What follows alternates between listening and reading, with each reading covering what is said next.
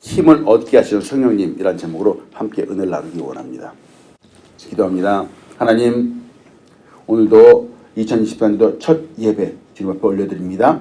이 말씀 기름 부어주시고 이 말씀이 2024년 하루 1년을 살아가는 우리의 마음속에 큰 힘과 능력이 되게 역사하여 주시옵소서. 부족한 점을 감춰주시고 하나님의 영광을 드러나게 인도하여 주시옵소서. 예수님의 이름으로 기도합니다. 아멘. 할렐루야. 아멘. 2024년도 새로운 시간이 출발하였습니다. 올해 우리 아우름교회포는 아까도 보았지만 성령님의 능력으로 빛나는 충만 공동체입니다. 자, 항상 해마다 주제를 설정을 해요. 교회들. 옛날에 우리 대교회 교회도 마찬가지였죠. 2022년도 2022년도는 바로 예배였어요. 예배. 그래서 예배에 대해서 제가 말씀을 나누고 우리 한 사람 한 사람이 진정한 예배자가 되기를 소원했었습니다. 그래서인지 우리 예배하는 모습들이 조금 남달라요. 예. 그리고 작년 2024년도에 제가 주제로 잡았던 것이 바로 사랑이었습니다. 사랑. 예. 그래서 사랑에 대해서 말씀을 나누었죠. 그래서 이제 역시 우리 교회 성도님들의 이 분위기가 조금 남다릅니다. 아유, 사랑을 알고 사랑을 나누는 제자의 삶을 살아가는 것 같아 보입니다. 자, 올해 2024년도 이 시작을 바로 성령님과 함께 하는 거예요. 성령님. 그래서 큰 주제가 바로 이거예요. 제가 성령님과 함께 하면서 어떻게 하면 주제를 좀 잡을까 하다가 성령님 안녕하세요 이거예요. 이 큰 주제예요. 그리고 오늘 말씀 같은 거는 이제 작은 주제들로 계속해서 앞으로 12주간에 걸쳐서 말씀을 나누기 원합니다. 성령 역사하심에 대해서 함께 볼 거예요. 자, 우리가 믿고 섬기는 하나님은 한 분입니다. 그렇죠? 한 분 하나님이세요. 그런데 이 한 분 하나님이 동시에 세 분이세요. 그래서 삼위일체라고 하죠. 아버지 되시는 성부 하나님이 계십니다. 그리고 아들이신 예수 그리스도 성자 하나님이 계십니다. 그리고 성령 하나님이 계시죠. 그래서 하나님을 바로 삼위일체 하나님이라고 하죠. 자, 창세기 1장 1절로 2절이에요. 태초에 하나님이 천지를 창조하시니라. 땅이 혼돈하고 공허하며 흑암이 깊음 위에 있고 하나님의 영은 수면 위에 운행하시니라 하고 말합니다. 자, 요 말씀 잘 보세요. 여러분 수도 없이 창세기 말씀 보았는데 여기 창세기 1장 2절에서 성령님이 등장을 합니다. 그렇죠? 하나님의 영. 자, 삼위일체 하나님 중에서 성경에 가장 먼저 그 이름이 나오시는 분이 바로 성령님입니다. 아니 그 앞에 하나님이 나오잖아요. 이 하나님은 바로 삼위일체 속성을 모두 갖고 계신 한 분 하나님이세요. 아버지 하나님이 아니에요. 가장 먼저 그 하시는 일에 따라서 그 모습을 보여주신 분이 바로 2절에서 보여주는 바로 성령 하나님이십니다. 자, 문제는 자, 이걸 왜 보여드리냐? 그러니까 성경에 가장 처음에 등장하는데 하나님이신데 수천 년이 지나면서 사실 사람들은 이 성령님을 많이 무시해 왔습니다. 많이 무시해 왔어요. 우리도 누군가에게 무시를 당하면 참 힘들지 않습니까? 그런데 성령님은 사실 사람들이 참 많이 무시해 왔습니다. 우리의 기도를 한번 들어봅니다. 여러분, 사람들이 기도할 때 우리가 하나님 아버지라고 이렇게 부릅니다. 그렇죠? 하나님 아버지는 너무 많이 불러. 하루에도 수십 번씩 불러요. 그렇죠? 그리고 또 십자가, 예수님의 십자가를 우리 묵상하죠. 예수님을 묵상하면서 눈물 흘리기도 하고 회개합니다. 그 예수님은 우리가 늘 또 묵상하는 거예요. 예수님 묵상하죠. 그런데 실제로 성령님, 우리에게 진짜 영생을 주시고 또 지혜도 주시고 하나님의 자녀로 인치심을 주시는 이 성령님은 사람들이 잘 찾지 않습니다. 이상하지 않습니까? 때문에 바로 이 성령님에 대해서 알아가기 원하는 거예요. 우리 신앙의 고백처럼 더욱 성령님을 의지하는 우리가 되길 간절히 소원합니다. 아멘. 말씀을 들어보면서 여러분과 나눠요. 우리에게는 힘이 필요합니다. 네, 이 세상을 살아가는 우리에게는 힘이 필요합니다. 누구에게나 힘이 필요하죠? 이 세상을 살아가는 사람이라면 힘이 필요 없는 사람이 없을 겁니다. 세상에도 얼마나 많은 힘이 존재합니까? 들어보셨죠? 지식의 힘. 아는 것이 힘이다 그럽니다. 아는 것이 힘이다. 그래서 지식은 이 세상을 움직이는 큰 힘 중에 하나입니다. 사람들이 많이 공부합니다. 책도 많이 보죠. 자, 그리고 또 한 가지 힘이 있어요. 바로 돈의 힘이에요. 돈의 힘이 빼놓을 수 없죠. 사실 별다른 능력도 없는 사람이 돈 좀 있다고 어깨에 힘을 얼마나 주는지 아십니까? 아유, 돈 좀 있다고 막 큰 소리 치는 겁니다. 갑질을 하는 거예요. 사실 그 사람이 힘이 있거나 능력이 있는 사람이 아닌데 돈이 있기 때문에 큰 소리를 치는 거예요. 돈이 힘이 있는 겁니다.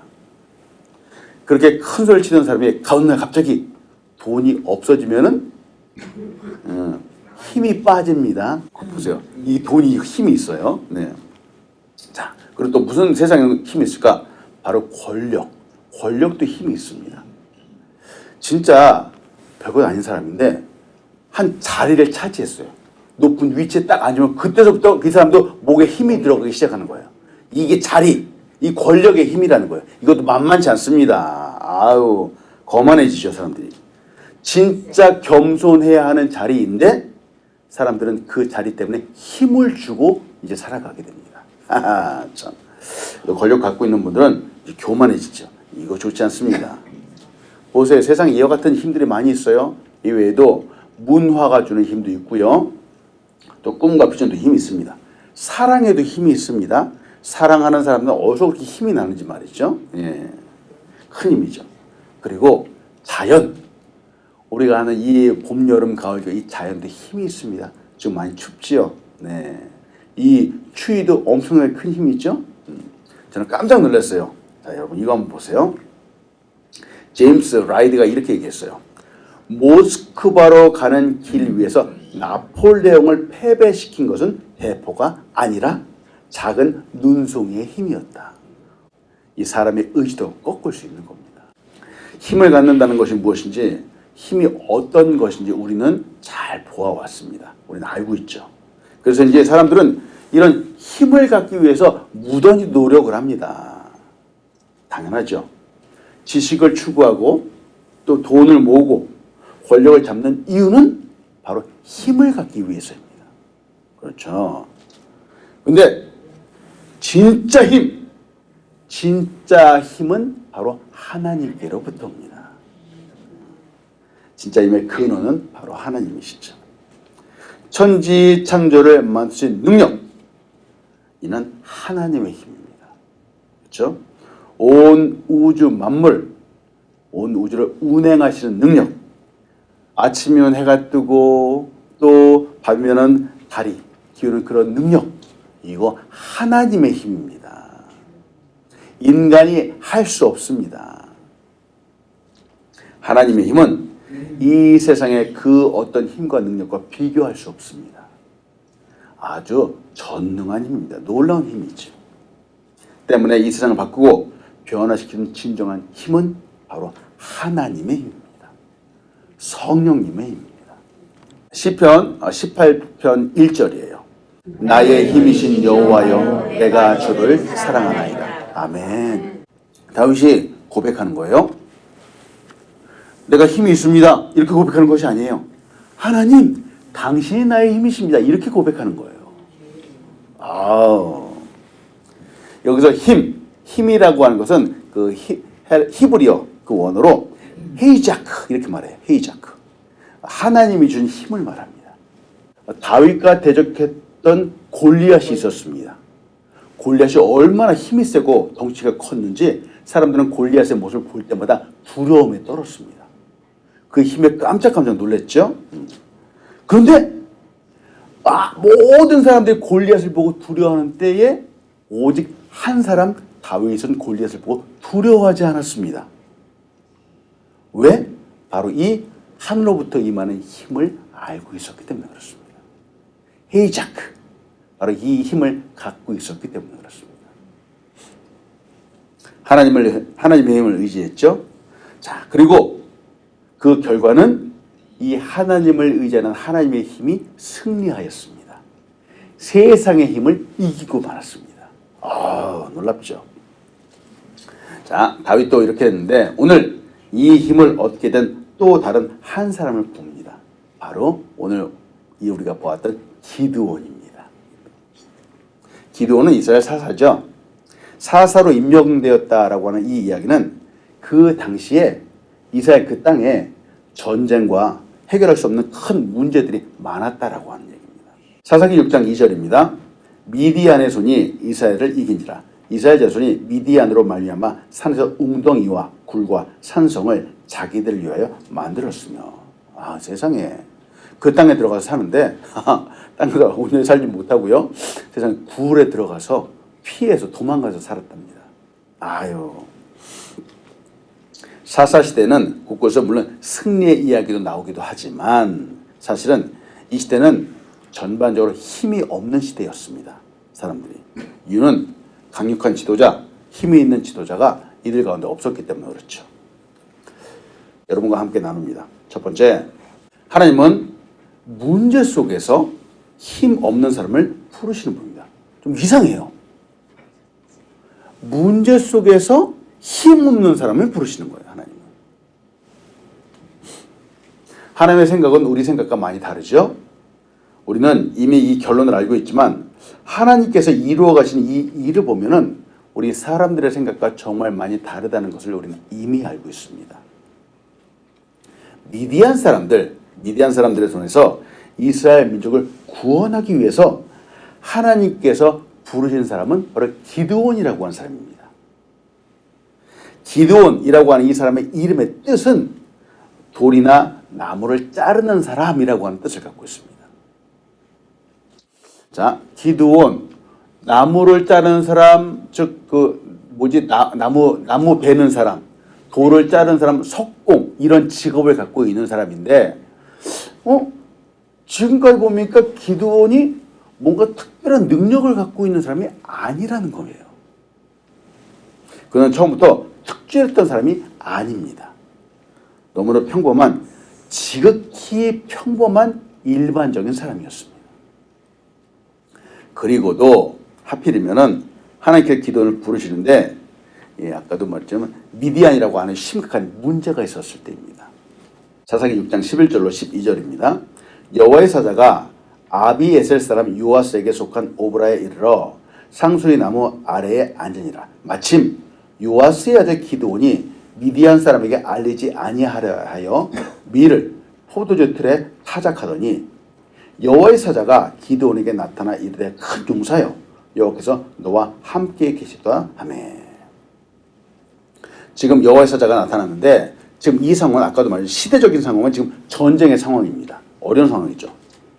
그래서 사람들이 농사를 해서 먹고 살기는 해야 되는데 밀을 타작하는 때가 되었는데 적들이 돌아다니니까, 미디안 사람들이 돌아다니니까 앞마당에서 대놓고 타작을 할 수가 없는 겁니다. 그래서 뒤쪽 마당 포도주 틀에서 몰래 밀을 타작하고 있는 거죠. 역사의 무대에 처음 나오는 기드온의 모습이 좀 이상합니다. 기드온의 모습은 용맹한 사람도 아니었었고 능력 있는 사람도 아니었으며 힘센 사람의 모습도 아니었습니다. 그의 시작은 시대적으로도 어려웠지만 그는 힘 없는 사람으로, 거기서 더더군다나 힘 없는 사람으로 비춰지고 있고요. 겁쟁이의 모습으로 비춰지고 있습니다. 그런데 왜 하나님은 하필이면 이런 사람을 부르시냐는 거예요. 아니 이렇게 어려우니까 정말 용맹한 사람을 부르셔야 되지 않습니까? 근데 하필이면 정말로 힘없는 사람을 부르시는 거예요. 더군다나 하나님 부르실 때 보세요. 큰 용사여 이렇게 부르세요. 여호와께서 너와 함께 계시다 하고 이렇게 말합니다. 생각해 봅니다. 우리의 주변에도 문제가 많죠. 나는 힘도 없고 능력도 없습니다. 돌아보면 힘이 나는 것이 아니라 우리의 삶이 너무 어려서 짜증이 날 때가 많습니다. 아마 기도원도 그랬을지 몰라요. 한숨만 푹푹 쉬게 되는 상황들, 소망도 보이지 않는 상황들이 우리의 삶에 가끔가다 있습니다. 이때 누군가가 우리를 부른다면, 누군가가 그렇게 낙담해 있는 우리가 무슨 일을 하자고 한다면 여러분은 어떻게 반응하시겠습니까? 오늘 이 부분을 남는 거예요. 정말 문제는 우리에게 펼쳐져 있는 상황이 아닙니다.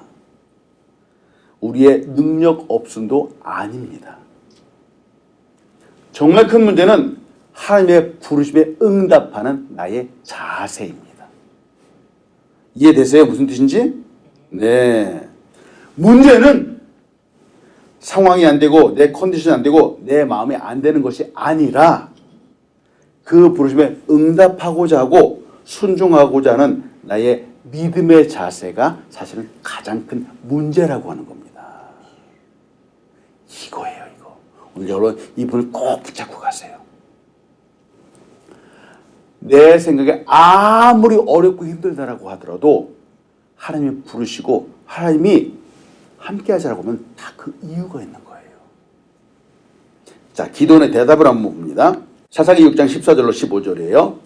여호와께서 그를 향하여 이르시되 너는 가서 이 너의 힘으로 이스라엘을 미디안 손에서 구원하라. 내가 너를 보낸 것이 아니냐 하시니라. 그러나 기도원이 그에게 대답하되 오 주여 내가 무엇으로 이스라엘을 구원하리이까? 보소서 나의 집은 므낫세 중에서 극히 약하고 나는 내 아버지 집에서 가장 작은 자니이다 하니. 하나님은 앞에서 기도원을 큰 용사여라고 부르셨어요.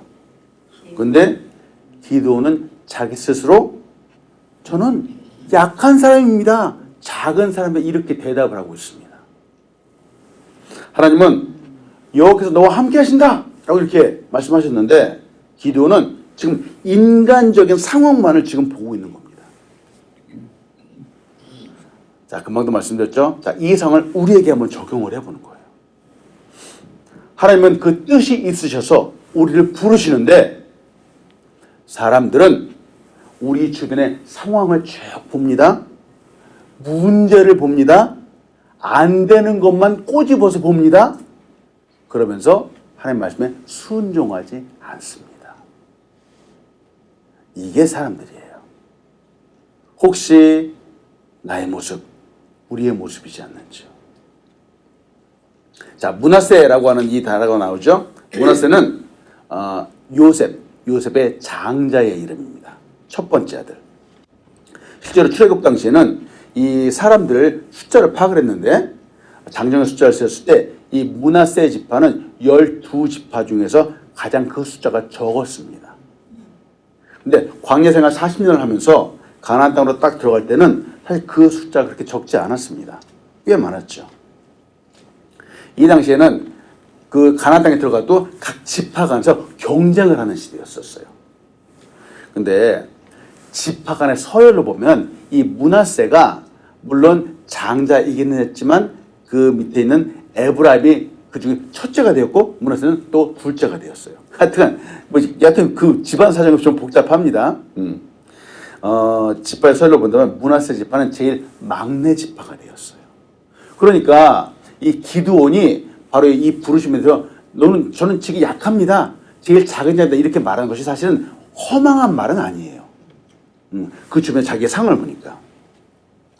그런데 제가 말씀드리고자 하는 것은 기도원이 볼 때는 적합하지 않은 것만 다 꼬집어서 보고 또 할 수 없는 안 되는 조건만 다 봐서 그것만 얘기한다는 것이 좀 안타깝다라고 하는 거예요.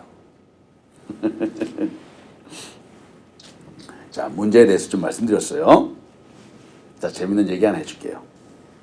한참 전에 어떤 회사에서 신입사원을 뽑는 중에 신입사원들한테 이상한 문제를 하나 냈습니다.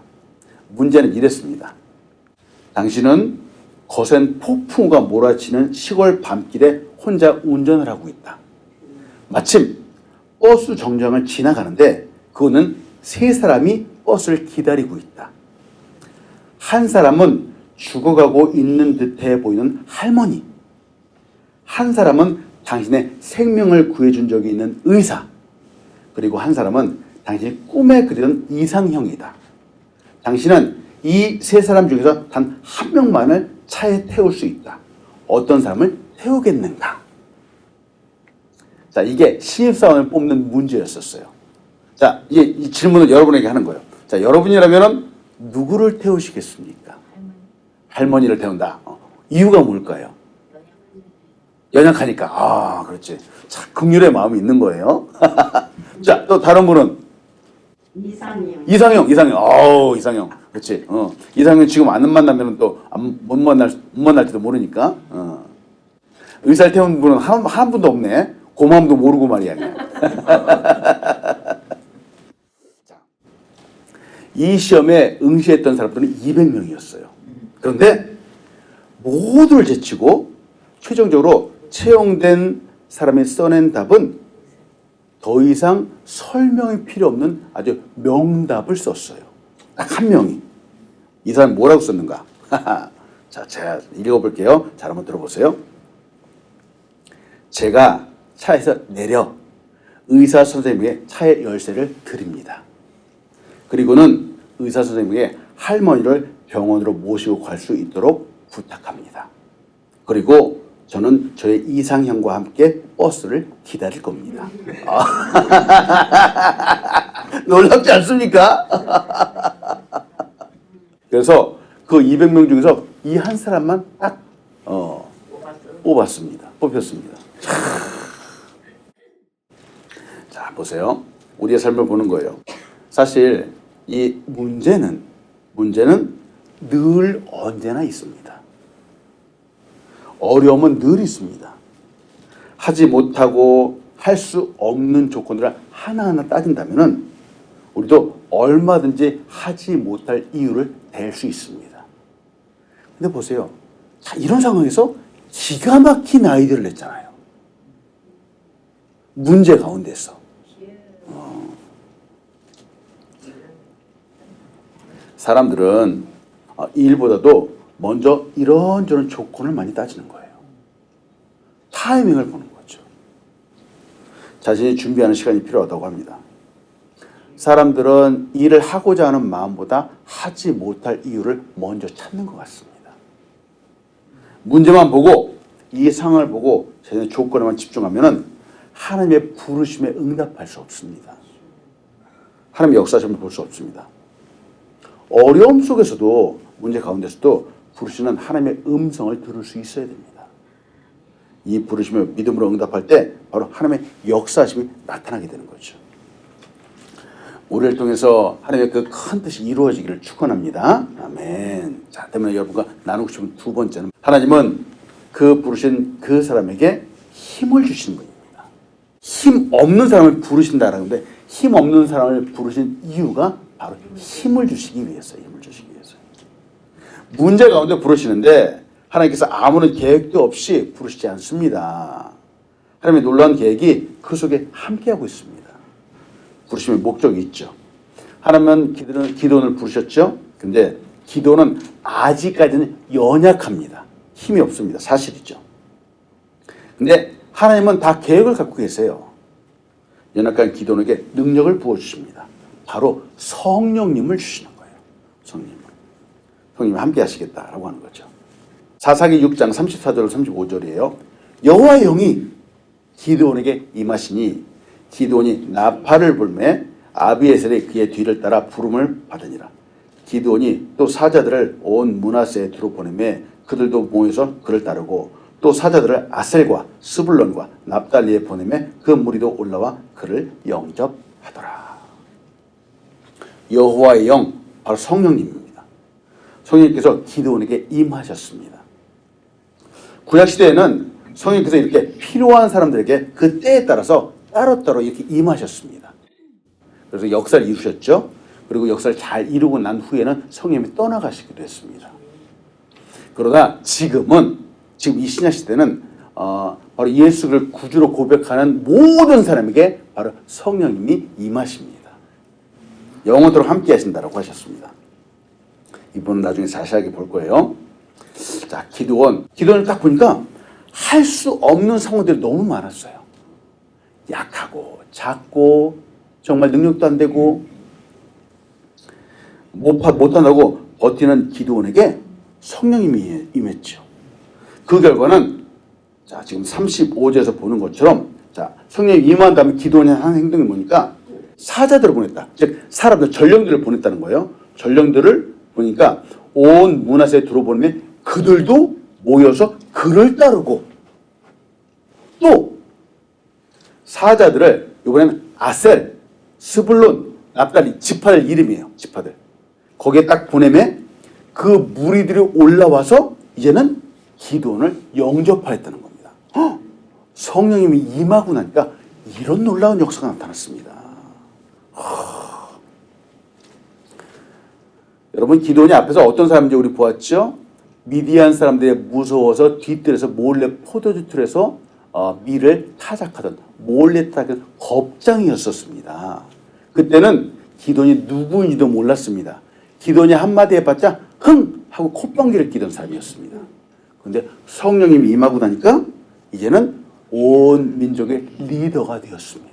지도자가 되었습니다. 이게 성령님의 능력입니다.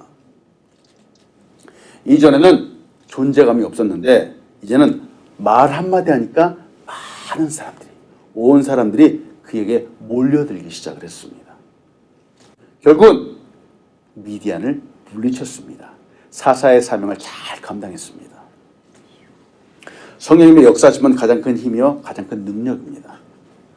나는 아무것도 아니라고 하고 할 수 없다라고 하는 사람, 힘도 없었던 겁장이가 이제는 그 말씀대로 하나님 말씀 큰 용사가 되었습니다. 놀랍죠? 성경에는 이 성령의 역사하심, 임재하심을 경험한 사람들이 참 많이 있습니다.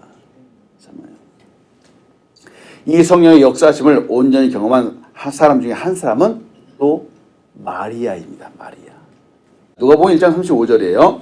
천사가 대답하여 이르되 성령이 내게 임하시고 지극히 높으신 이의 능력이 너를 덮으시리니 이러므로 나실 바 거룩한 이는 하나님의 아들이라 일컬어지리라. 성령님이 임하셨습니다. 이 성령님은 지극히 높으신 이의 능력입니다. 성령은 파워, 힘이죠. 가장 높은 분, 하나님의 힘과 능력이 이번에는 마리아에게 임했습니다. 이 큰 힘이 하늘부터 임해서 한 사람, 마리아 한 여인, 너무나도 연약하고 작고 미천한 자에게 임했습니다. 이거예요. 이 큰 능력이 정말로 보잘것없는 사람에게 임하는 거예요. 이것이 하나님이 일하시는 방법입니다. 기도원도 그렇고 마리아도 그렇고 인간적으로 볼 때는 사실 하나님의 거대한 역사를 잘 감당할 만한 가능성이 거의 없는 사람들입니다. 전혀 없는 사람들입니다. 그런데 하나님은 승리를 위해서 구원을 위해서 이 거대한 약속을 이루시기 위해서 바로 이와 같은 연약한 사람을 부르셨다라고 하는 거예요. 그리고 힘을 주셨습니다. 이 성령님이 오늘 지금 현재 바로 우리와도 함께 계십니다.